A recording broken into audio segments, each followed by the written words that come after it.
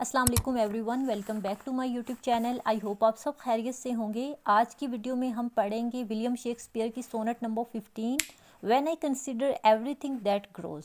पिछले लेक्चर में मैंने आपको बताया था कि विलियम शेक्सपियर की जो सोनेट्स हैं उनको जनरली टू ग्रुप्स में डिवाइड किया गया है। 1 to 126 sonnets are for fair youth sonnets and 127 to 154 sonnets are to dark lady sonnet, a mysterious woman. Sonnet 15 is a part of the fair youth sonnets. ये कहा जाता है कि ये सोनेट का जो सीक्वेंस है ये एक यंग मैन के लिए लिखा गया था, maybe of William Herbert या फिर उनके कोई क्लोज फ्रेंड थे। इस सोनेट के अंदर शेक्सपियर ने अपने कंसर्न्स को एक्सप्रेस किया about the presence of youth and effect of time on beauty and life. Students, William Shakespeare 23 of April 1664 में पैदा हुए थे स्ट्रेटफोर्ड के अंदर। अप्रैल 23 1616 में इनकी डेथ हुई थी। ये प्ले राइट थे, एक्टर थे और उसके अलावा इनका जो निक नेम था वो बार्ड ऑफ अवन था। इनके वर्क्स में टोटल 39 प्लेस हैं, 154 सोनेट्स और 2 नरेटिव पोएम्स हैं। तो आज की जो सोनेट हम डिस्कस करने जा रहे हैं, when I consider everything that grows. इस सोनेट का स्ट्रक्चर बेसिकली ये है कि ये सोनेट जो है ये शेक्सपियरियन सोनेट है या फिर इंग्लिश सोनेट है। उसके अलावा हम इसको एलिजाबेथन सोनेट्स भी कह सकते हैं। 3 कोट्रेन्स पर और 1 कपलेट पर बेस्ड है। 3 कोट्रेन वो होता है कि जिसके अंदर 4 लाइन स्टैंजा हो। 3 स्टैंजाज हैं जो 4 लाइंस पर बेस्ड हैं, ठीक है। और एक कपलेट है जिसको विलियम शेक्सपियर ने अपनी सोनेट्स के अंदर एज क्लोजिंग कपलेट कहा है। टोटल 14 लाइंस पर बेस्ड है और राइम स्कीम इसके अंदर जो है वो A B C D E F G है। उसके अलावा मीटर का जो यूज हुआ है वो है iambic pentameter. Each line has 10 syllables between unstressed and stressed one. इसके अंदर जो 3 कोट्रेन्स यूज हुए हैं, फर्स्ट कोट्रेन के अंदर विलियम शेक्सपियर ने बात की है हर उस चीज़ के बारे में जो ग्रो होती है और जो फेड होती है। उसके अलावा सेकंड कोट्रेन में विलियम शेक्सपियर जो है वो ह्यूमन लाइफ को प्लांट्स के साथ कंपेयर करते हैं। जिस तरह से प्लांट्स ग्रो करते हैं, पीक पे जाते हैं और फिर विदर हो जाते हैं, इसी तरह से ह्यूमन लाइफ को कंपेयर किया है कि ह्यूमन्स भी इसी तरह से हैं कि अपनी जो अचीवमेंट्स होती हैं उनके बाद पीक पे पहुंचने के बाद किस तरह से जो है वो स्लोली फेड होते जाते हैं। थर्ड कोट्रेन्स के अंदर पियर ने बताया कि how the time destroys everything. Final couplet 13 to 14 line के अंदर शेक्सपियर ने प्रॉमिस किया है अपने दोस्त से कि वो उसको अपनी पोइट्री के थ्रू इमॉर्टल करेंगे। सो आई होप आपको यहाँ तक पोइम का, सोनेट का इंट्रोडक्शन समझ आया होगा। अभी हम अपनी पोइम को स्टार्ट करते हैं। When I consider everything that grows, जब मैं हर उस चीज़ पर गौर करता हूँ जो बढ़ती है। व्हेन आई कंसिडर, जब मैं हर उस चीज़ पर गौर करता हूँ दैट ग्रोज, जो बढ़ती है, जो उगती है। Holds in perfection but a little moment, हर वो चीज़ सिर्फ थोड़ी ही देर के लिए मुकम्मल रहती है।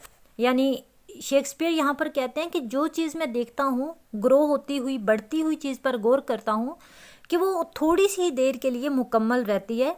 That this huge stage presents not but shows, तो मुझे एहसास होता है कि ये दुनिया एक बहुत बड़ा स्टेज है। Whereon the stars in secret influence comets, जहाँ सितारे भी सीक्रेटली अपना असर डालते हैं। यहाँ स्टार्स से मुराद कैलेस्टियल फोर्सेस हैं जो सीक्रेटली ह्यूमन फेट को इन्फ्लुएंस करती हैं। तो इस कोट्रेन के अंदर विलियम शेक्सपियर कहते हैं कि मैं जब भी किसी ऐसी चीज़ को देखता हूँ, किसी ऐसी चीज़ पर गौर करता हूँ जो बढ़ती है, तो मुझे ये एहसास होता है कि ये जो इसकी परफेक्शन है ये थोड़े ही टाइम के लिए। तो फिर मुझे एहसास होता है कि ये दुनिया एक बहुत बड़ा स्टेज है जहाँ सितारे भी सीक्रेटली अपना असर डालते हैं। यहाँ से मैंने आपको बताया कि स्टार्स को जो है वो कैलेस्टियल फोर्सेस कहा है जो ह्यूमन फेट को इन्फ्लुएंस करती हैं। When I perceive that man as plants increase, जहाँ मैं देखता हूँ कि इंसान भी पौधों की तरह बढ़ते हैं, प्लांट्स की तरह इंक्रीज होते हैं, ग्रो करते हैं। इस लाइन में शेक्सपियर ने इंसानों को पौधों से कंपेयर किया है कि जिस तरह पौधे बढ़ते हैं साइज में, कैपेसिटी में और फिर स्लोली फेड हो जाते हैं, ऐसे ही इंसान भी बढ़ते हैं, grow young and then achieve the highest development and then begins to decline, enter old age and die only to be forgotten like flowers. इसी तरह से जो है, जिस तरह से पौधे हैं सेम ऐसे ही इंसानों को कंपेयर किया गया।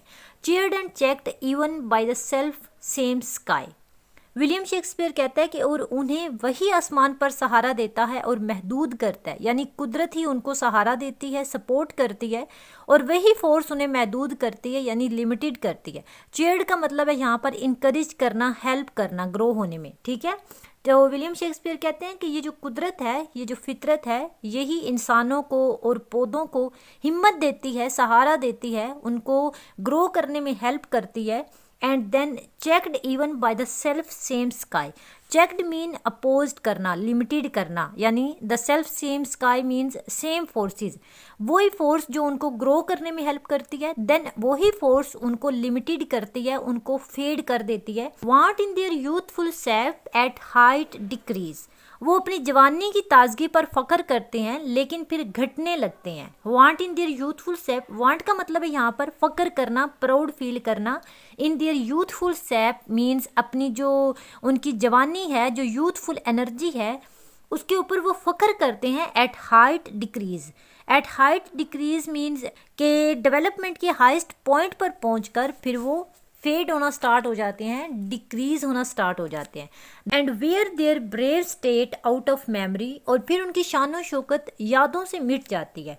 And wear their brave state, यहाँ पर brave state means handsome state, attractive state. Shakespeare कहते हैं कि जब इंसान बूढ़ा हो जाता है तो उसकी अट्रैक्टिव स्टेट जो होती है, यानी उसकी खूबसूरती जो होती है, उसकी जवानी जो होती है, वो बस एक याद बनकर रह जाती है। Then the conceit of this inconstant stay, जब मैं ये सोचता हूँ कि ये कयाम जो है ये आर्जी कयाम है, दिस ट्रांजिटरी एग्जिस्टेंस, कंसीट का मतलब है सोचना। जब मैं सोचता हूँ इस इनकॉन्स्टेंट स्टे के बारे में, इनकॉन्स्टेंट स्टे का मतलब होता है आर्जी कयाम करना, यानी जवानी, खूबसूरती, ये सब आर्जी चीज़ें हैं, इनमें से कोई भी चीज़ जो है वो हमेशा नहीं रहती। तो विलियम शेक्सपियर कहते हैं कि तुम्हारी खूबसूरती जिसने हमेशा नहीं रहना, sets you most rich in youth before my site, तुम्हें मेरी नज़रों में ज़्यादा खूबसूरत बनाती है। इस लाइन में शेक्सपियर हुस्न और जवानी की आर्जी एग्जिस्टेंस पर बात करते हैं। वो कहते हैं कि ये जो खूबसूरती है इसने हमेशा नहीं रहना, ये तुम्हें मेरी नज़र में और ज़्यादा रिच करती है, तुम्हें और ज़्यादा खूबसूरत बनाती है। Where wasteful time debates the decay, लेकिन वक्त जो है वो हमेशा तुम्हारी खूबसूरती को ख़त्म करने में लगा रहता है। विलियम शेक्सपियर यहाँ पर टाइम को कह रहे हैं कि टाइम और डिके जो है ये हमेशा तुम्हारी खूबसूरती को ख़त्म करने में लगे रहते हैं, यानी टाइम को फोर्स ऑफ डिस्ट्रक्शन कहा है। To change your day of youth to sullied night, तुम्हारी खूबसूरत दिन को, तुम्हारे जवानी के दिन को बुढ़ापे की रात में तब्दील करना चाहता है। वक्त को जो है वो फोर्स ऑफ डिस्ट्रक्शन कहा है कि ये उसके फ्रेंड की खूबसूरती को, जवानी के दिन को बुढ़ापे की रात में तब्दील करना चाहता है। स्लिड नाइट का मतलब होता है कि darkness of night which is unpleasant, impure and dark. इस लाइन में शेक्सपियर दिन को जवानी और रात को बुढ़ापा कहते हैं। वो कहते हैं कि तुम्हें ये टाइम और ये जवाल जो है, ये डिके जो है, ये तुम्हारी खूबसूरती को ख़त्म करने की कोशिश में है। And all in war with time for love of you, और मैं वक्त से जंग करता हूँ क्योंकि मैं तुमसे मोहब्बत करता हूँ।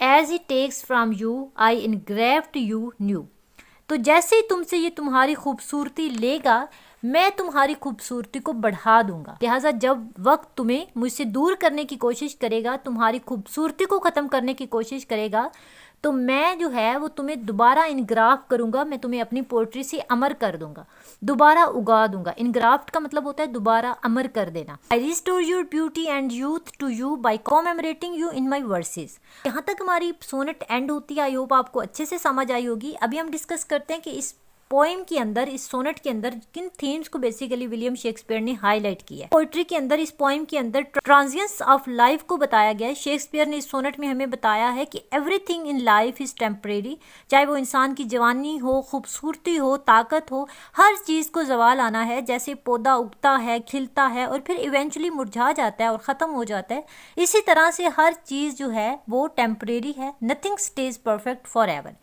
उसके अलावा इमोर्टैलिटी थ्रू पोइट्री, इस सोनेट में शेक्सपियर ने पोइट्री के थ्रू अपने दोस्त की खूबसूरती को इमोर्टल करने का प्रॉमिस किया है। सोनेट के अंदर जो पोएटिक डिवाइसेस यूज हुई हैं उनमें यहाँ पर मेटाफर का यूज हुआ है। मेटाफर वो होता है कि जब हम डायरेक्ट कंपैरिजन करते हैं बिटवीन टू अनरिलेटेड थिंग्स।